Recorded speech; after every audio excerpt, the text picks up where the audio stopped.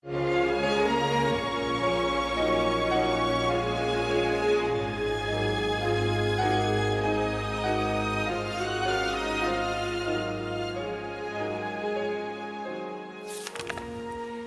язырға мине бер кем дә өйрәтмәде.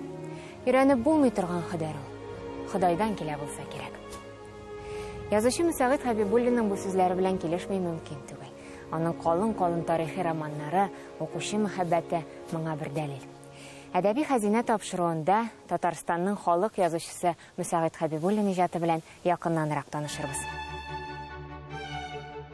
Мөсәгыйть Хәбибуллин 1927 елның 25 декабрендә Оренбург өлкәсенең Абдуллин районы Абдрахман авылында крестьян гаиләсендә дөньяга килә. Башлангыч белемне үз авылларындагы мәктәптә ала. Аннан Татарстанның Баулы районы 6-7 еллык мәктәбендә укый. Бөек Ватан сугышы елларында уку белән бергә колхоз эшендә актив катнаша. 1944 елны Чиләбе өлкәсенә китә һәм һөнәр мәктәбен тәмамлап, 1946-53 елларда Магнитогорск металлургия комбинатында токарь, аннан Башкортстанның Октябрьский шәһәрендәге Бураулар конторасында мастер булып эшли. 1971 елда Казан дәүләт университетының татар теле һәм әдәбияты бүлеген тәмамлый. 1969-71 елларда Таҗикстанга китеп, Ленинабад төбәгендәге Рудакый исемендәге урта мәктәптә укыта. 1971 елдан Казанда яши һәм Татарстан Язучылар союзы идарәсенең оештыру эшләре буенча секретаре вазифаларын башкара. Колгали исемендәге халыкара бүләк иясе, Абдулла Тукай исемендәге премия лауреаты, Татарстан Республикасының халык язучысы. Язучы 2019 елның 4 гыйнварында вафат була.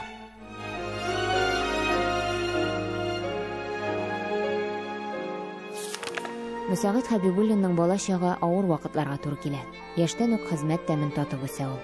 Каләмне дә кулына соңрак ала. Аның тәүге әдәби язмалары матбугат битләрендә 1950 елларда күренә башлый. Әдәбият мәйданында исә ул 18-нче яз повести белән балкып чыга. Мен язучы булырга дип бер кашан да уйламаган идем. Ничек ул язучы минем өчен хөрмәткә ия халык. Мен бик китап укыдым Магнитогорскида. Анда революциядан, алпавытлардан деген китаплар бар иде. Әле русларның теге борынгы шрифтен язган. Анда Тургеневлар, аннан инде Бальзак, бөтен француз язучыларын китапларын укыдым. Бер кайчан да язучы булырмын дип шигырьләр язып йөрмәдем. Язучы булырмын дип уйламадым. Язучының икмәк кадере, хәтер ярлары, тау белән тау очрашмаса да кебек беренче әсәрләре авыл халкын, эшчеләр тормышын яктырта. Шулай да Мөсәгыйть Хәбибуллин яраткан укучысы күңелендә тарихи романнары белән истә калыр. Безнең язучылар нигәдер тарихка бик тартылмыйлар. Чөнки безне тәрбияләделәр, мәктәптән үк укытмадылар тарихыбызны. Мәсәлән, миңа укытмадылар. Бүгенге көндә тарих фәнен, тарих бүлегендә укучы студентлар килә, миннән инде материаллар алалар. Тарихчы кем ул? Тарихчы үз халкының тарихы белән кызыксынган кеше, ул минем өчен тарихчы. Тарих ул күршедәге халык белән тарихы белән тәңгәл килергә тиеш.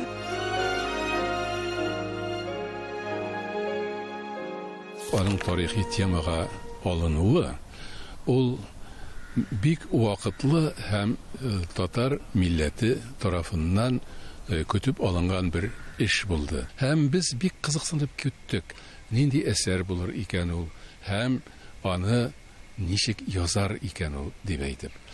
Һәм ниһаять Кубрат хан романы кулыбызга килеп керде.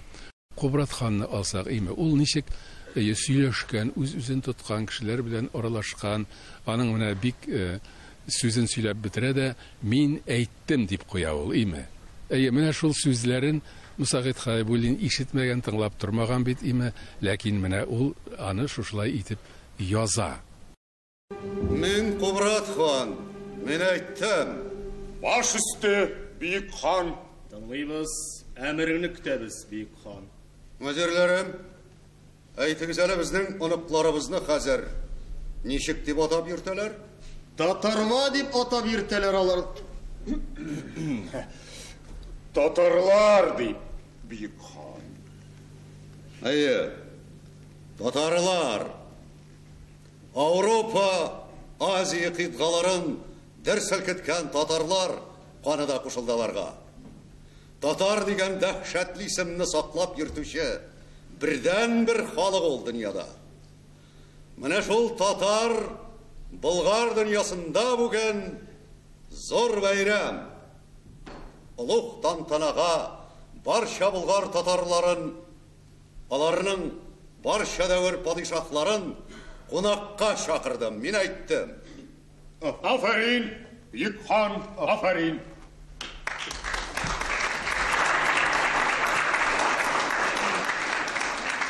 Бабан әзір ме? Әзір, Бүйік хан. Оқа елғасынан алып, Азау деңгізіне шақты табын жәйілді. Мұндай сый ниғметні көрген башқа халықлар. Итәшәк. Бүйік хан, Бұлғар, татар халқы кебек аш су әзірлей білуші халық әлі дүнияға тумаға. Бүйік хан, сарай әхіллер үшін Кеккен хәзірәтлерінің ұлы хүжірәсінде айырым табын хәзірленді. Мұнша һәм жариялерді мұла.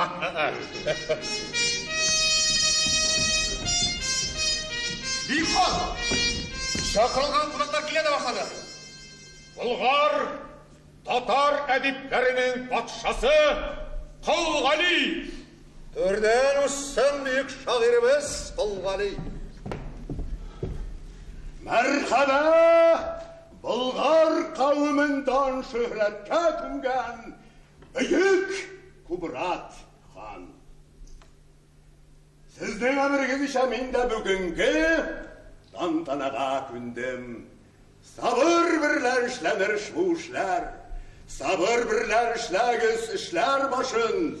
Мұрадына тез етер сабырлу кіші, бұл ішіне күркілу сабыр қылыр инді. Афарин, афарин. Hayırlı saatte bulsan kavundaşlarım. Assalamu aleykum. Buyuk хан, İdil boyu Bulgaristanның büyük ханы İlham хан күнде. Төрден өтсем, ұлықтан танаға бүйік хан.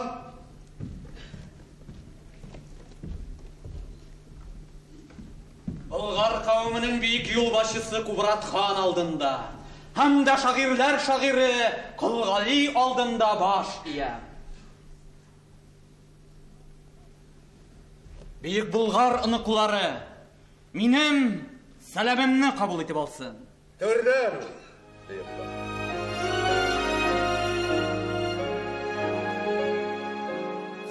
Мусағит Хабибуллин үсіп келуші буынға соллы мирас қалдырды. Аның әсәрләре татар әдәбияты өчен генә түгел, башка халыклар өчен дә гаять зур байлык. Чөнки кайбер романнары берничә чит телгә тәрҗемә ителгән. Кубрат хан, хан оныгы хан Сөяр, Сөембикә ханбикә һәм Иван Грозный, Шайтан каласы кебек әсәрләрендә тарихи чыганакларга таянып, Болгар татарларының борынгы бабаларыбызның үткәне сурәтләнгән.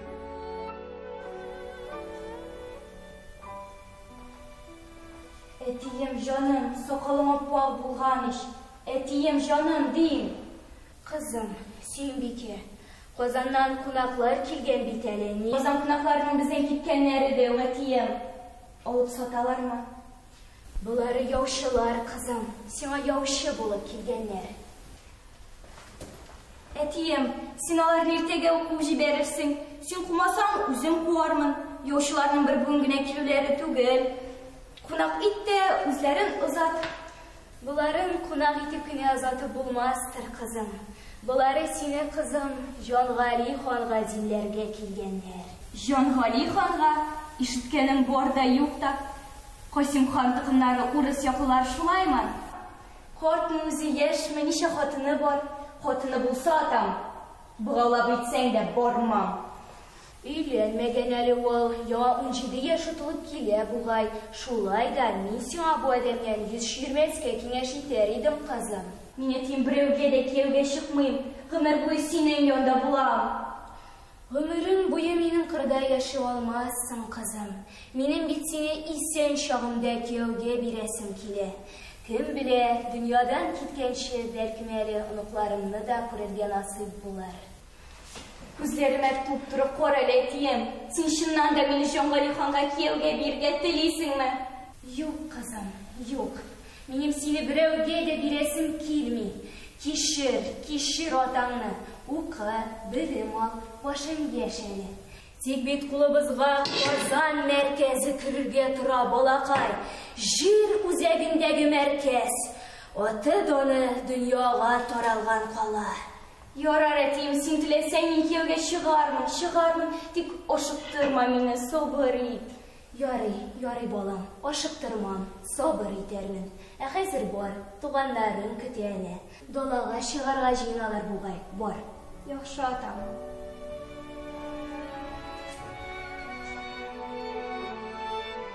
Мөсәгыйть Хәбибуллин әсәрләрен укыганда фактларның дөрестлегенә генә түгел, язучы теленең аханлыгына, шул кадәр урынлы кулланылган тел сурәтләү чараларына да таң калмышы мөмкин түгел. Кая алып бара аны язмыш? Әле йомышка итеп елгага ата, әле өермәгә элеп һавада очыртып йөртә. Сөембикә яхшы аңлый иде. Атасы аны Казан ханлыгы белән якынлашу өчен Җангалигә кияүгә бирә. Ни исәбенә корбан итте атасы сөекле кызын. Бит былтырларны гына җаның теләгән кешеңә кияүгә чыгарсын дигән иде. Билгеле инде, Казан мәркәзендә атасы теләгән кеше утырмый. Казан каласына, Казан иленә урыс кенәзе кул салган. Мәскәү кенәзе Казанны үз йортым дип бара, һәм ханны да үзе утырта. Әнә шул хакта тәфсилләп сөйләде аңа яхшы Ибраһим мирза, Җангали турында түгел. Бер нәрсәне дә яшермәде, хәтта Казан халкы сиңа зур өмет баглый балам диде. Нинди өмет, нә кыла алыр ул Казан тәхетендә утыручы ире янында, Сөембикә яшенә хас булмаган уйларга чумды. Айдан артык инде Казан иленә сәфәр кылалар, нурлы Казан каласы күренми дә күренми. Саны хисабы булмаган авыллар, базарлы калалар үттеләр, елгалар кичтеләр, әллә ниткән моңа кадәр Сөембикә күрмәгән кара урманнар аша уздылар. Бала чагын далада уздырган Сөембикә кара урманга килеп кергәч, шомланып, куркынып киткән иде. Әмма Җәмилә аны тынычландырды. Бу якларда кара урманнар яш очрый, бер дә гаҗәпләнмә дигән булды. Мөгаллимәсе Сөембикәне тынычландырса да, биредәге манзара ятрак иде аңа. 7-8 яшеннән ата кую йөрергә өйрәнеп, ике шиге булмаган далада җил куып ата чапкан Сөембикә өчен еш кичергә туры килгән инеш елгалар, мөлдерәп тулган төнбоек чәчкәле күлләр очрату, чытырылманлы әрәмәкләр аша узу, сукаланган басулар, дулкынлаган игеннәр, авыл саен буралап күтәргән өйләр күрү, текә ярлардан төшеп биек тауларга менү, күл елга буйларында туктап ял итү, торлавыклар аша үтү, үзе бер мөгъҗиза, үзе бер дөнья вә ачыш иде. Казанның Фатиха Аитова исемендәге 12-нче гимназиясендә татар әдәбияты, мәдәнияте өлкәсендә эз калдырган шәхесләрне һәр даим искә алып торалар. Сыйныфтан тыш чараларда да Мөсәгыйть Хәбибуллинның тормыш һәм иҗат юлын өйрәнәләр. Аның әсәрләре тарихны өйрәнү генә түгел, төрле буыннар арасында күпер булдыруда. Мөсәгыйть Хәбибуллин әсәрләренең бүгенге көндә кыйммәте бармы? Алар киләчәктә кирәк булырлармы? Дигән сорауга сез ничек җавап бирер идегез? Диана. Минемчә, Мөсәгыйть Хәбибуллин әсәрләренең киләчәге бар. Мөсәгыйть Хәбибуллин биографиясын өйрәнгәндә бер сорау белән кызыксындым. Аны тарихи романнарны язарга нәрсә этәрде икән? Һәм минем уйлавымча, мин аңа җавапны таптым. Мөсәгыйть Хәбибуллин 1969-1971 елларда Таҗикстанда тарихны укыта. Һәм инде ул шак катты.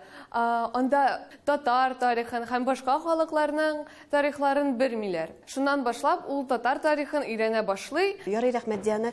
Дания, нәрсә әйтәсең? Дианага өстәп шуны әйтәсем килә. Мөсәгыйть Хәбибуллин төрле архивлардан һәм борынгы чыганаклардан мәгълүматлар җыя. Һәм ниһаять, үзе хыялланган Кубрат хан романын язарга керешә. Әнә шунда, аның күз алдында борынгы бабаларыбызның төс йөзләре генә түгел, шигыльләре, кием салымнары, холык фигыльләре, ни ашап, ни эчеп яшәүләре, ни белән кәсеп итеп тереклек итүләре җанлана башлый. Алсу, син ничек уйлыйсың? Мин дә кызлар белән бер фикердә. Сәгыйть Хәбибуллин язучы буларак балаларга тарихны үзе язган әдәби әсәрләр аша сеңдерергә тели. Шуңа күрә ул тарихи романнар язарга тырыша.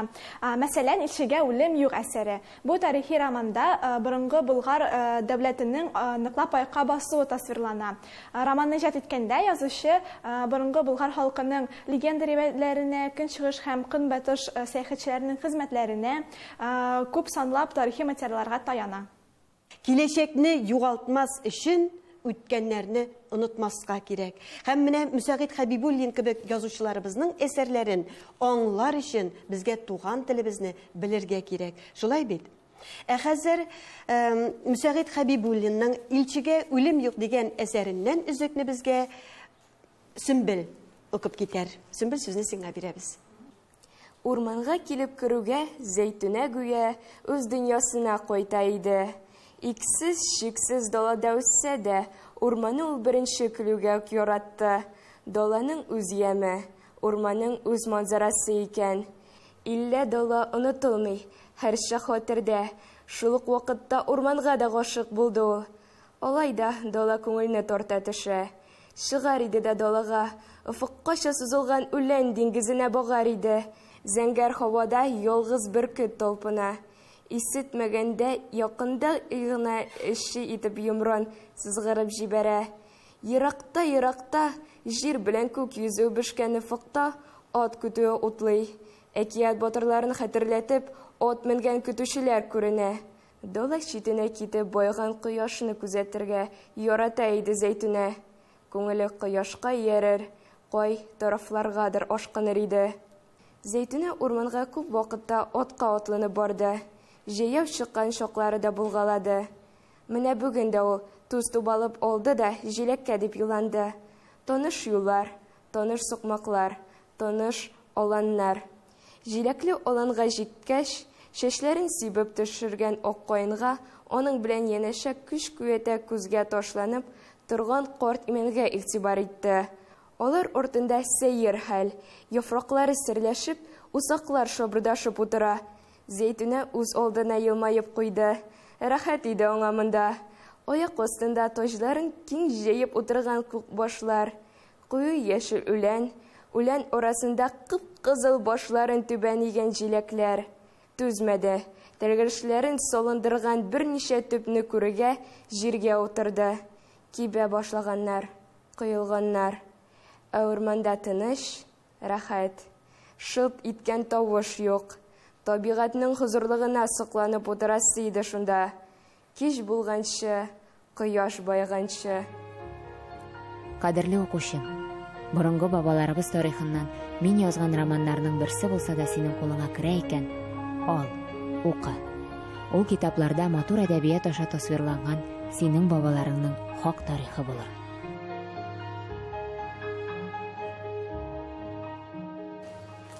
Мөсәгыйть Хәбибуллин әсәрләре ярдәмендә яшь буында милли үзаңны үстерүне үзенең бурычы итеп тоя.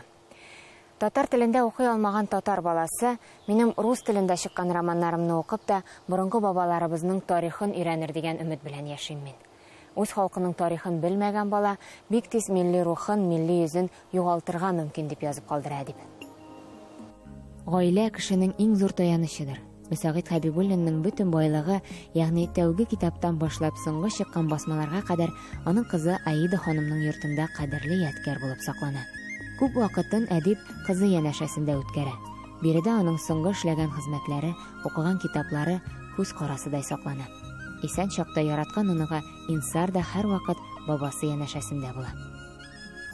Марсель әфәнде Мөсәгыйть Хәбибуллинның бер туган сеңлесенең улы. Әхәтовлар гаиләсе белән язучы исән чакта һәр даим күрешеп тора. Яңа чыккан китапларын да беренчеләрдән булып, ул аларга бүләк итә. Мөсәгыйть абыйны мин белә башладым 79 елдан, Чыннаб инде менә. Чыннаб үзе монда Казанга училищега укырга килгәч, 8 классны бетереп, таныштым инде, якын иттереп. Миңа бик күп булышты инде. Авылдан килгәч тә ул бит авыл малае булгач бит инде теге барыр, кирәк күтәрә беләсең, малта күтәрә беләсең дигән кебек. Жол көн сайын мені бақшаға алып кетедір. Машинасынан отырды да, «Әйдә киттік екеш, Марсель, жол тәбіз барып». Бақшаға барып жетебіз, бақшаның қапқасынан кіресің де тұтына кірек тұттыра да, мен мұнаны Мына казыта, хәзер чәй куяп җавытам. Шулай чәй эшли көн узып китә. Карым инде мин арган, ул арган. Ярар җавыттык буга инде әйдә кайтабыз марсы. Киттек кайтып. Мөсәгыйть абый ул гаиләдә Венера апа өчен иң кадерле кеше, иң кадерле ир. Балалары өчен иң яраткан әти, оныклары өчен иң яраткан бабай. Безнең туганнар өчен инде ул әйтеп бетергесез туганчыл, игътибарлы, ярдәмчел кешеләрнең берсе иде. Марсель һәм Әлфия Әхәтовларның кызлары Маилә дә тарих фәненә булган мәхәббәтне Мөсәгыйть Хәбибуллин тудырды ди. Югары уку йортында тарих фәненнән имтиханнарны тапшырырга да нәкъ менә аның сөйләгәннәре ярдәм иткән. Мин әтиәниемә биргән Мөсәгыйть абый китапны һаман да өйемдә саклап торам. Ул китапта минем исемем билгеләп куйган. Мин туган вакытны ул әтиемә киңәш биргән. Ул киңәш татар исемем мәгънәле булырга тиеш дигән. Хәзер инде минем үземдә дә 2 кечкенә бала булгач, ул китапны мин аларга бирермен дип уйлап торам. Алар үсә төшкәч, аларга Мөсәгыйть абый турында без сөйләрбез һәм аның китапларын укырбыз дип торабыз. Танылган галим Лев Гумилев белән танышу Мөсәгыйть Хәбибуллин язмышында аеруча мөһим роль уйный. Интервьюларның берсендә ул миңа фатихасын бирде дип тә искәртә Мөсәгыйть Хәбибуллин. Лев Гумилев белән ул очрашкач бит инде, анда аның очрашуын ничек итеп сөйли, Ленинградка уланы чакыра, ул анда бара һәм аның өенә уланы чакыра. Өенә кергәч ул әйтә, аның китап киштәләрендә генә түгел әле, минем китап киштәләрендә китаплар. Аның каягына карама, өстәлнең өстендә дә, астында да, кайсы җиргә карама, бөтен җирдә аның китаплар иде дип шул китапларны яратып, тарих белән менә кызыксынып, ул шундый бөтен булган очрашуларын безгә сөйли торган иде. Бу булып чыкты Лев Николаевич Гумилев. Шулай коридорда чыгып басып торам, бу чыгып бара. Бу минем каршыга туктады. Сенде бу якта кешегә шаманка, мен там Татарстаннан, мен там хәтта язучы кешегә. О, ди, буны Кубратханы. Мен әле Кубратханы укыганым бар, кайбер җирләрдә исемен ишетеп. Ал-Харазмидә дә ул хроникасына кергән. Ал-Харазмиләрне мен дә укыдым инде, барсында беләм. Аның кем икәнне дә белмим. Шуннан әйтте инде ул, вот Мөсәгыйть. Көнчыгыш Европада беренчеләрдән булып дәүләт төзегән кеше ди, ул сезнең бабагыз Кубратхан ди. Менә кемне күтәрергә кирәк ди. Менә кемнән тарихыгызны башлагыз ди. Һәм болгарлар ди Төркия бергә иң бурынгы халык ди. Иң бурынгы халык. Алар турында ди Кытайлар да язган барсы да. Кем дип атамасыннар? Хуннармы ди. Кемнәр бар бер ди шушы болгарлар, Төркия болгарлар ди бурынгы халыкларның берсе ди. Һәм бик белемле халык ди. Тарихи әдәбият юлына атлаганда. Язучы тормыш мизгелләрен барлап, әнә шундый исем астында китап чыгара. Кызыклы, истә калган хатирәләр яктыртылганда. Туган авылымда 4-нче сыйныфта укыган вакытта мин китап укырга ияләнеп киттем. Чөнки мин яраткан кыз 2 ай укыды да китеп барды. Мин кулыма кергән һәр китапны укый башладым. Гүзәл кызны юксынуданмы, китапта тасвирланган һәр кыз образын аңа ошатам. Шуннан соң миңа китап уку җине кагылды.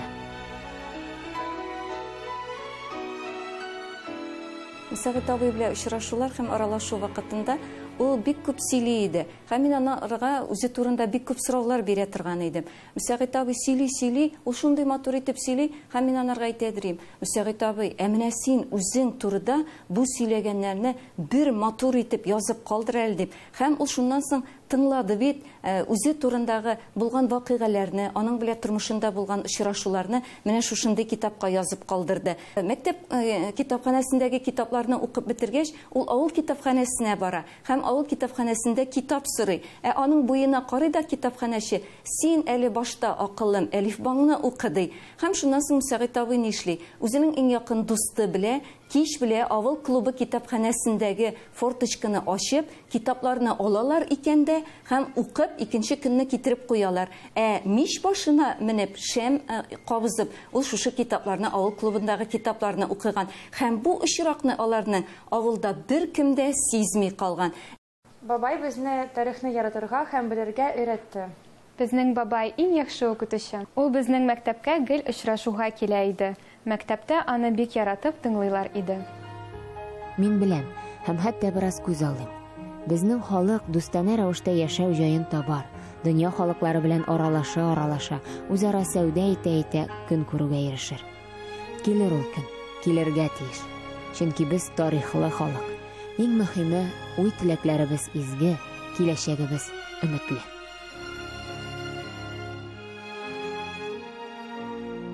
Үткәнен белмәгәннең киләчәге юк диләр. Мөсәгыйть Хәбибуллинның әсәрләрен укып без әдәбият белән генә түгел, тарих белән дә, татар тарихы белән дә танышабыз. Киләчәк буынга бай мирас, үзенең әсәрләрен калдырган әдип белән халкыбыз чын мәгънәсендә горурлана ала.